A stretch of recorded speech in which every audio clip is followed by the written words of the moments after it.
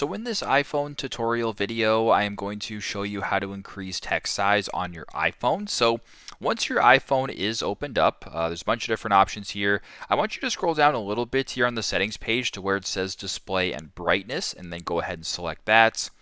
Once you're on this screen, I want you to scroll down a little bit to where it says text size and select that. Once you're on this screen, you can go ahead and change the text size that's being displayed on your iPhone. So for me, it's set right in the middle.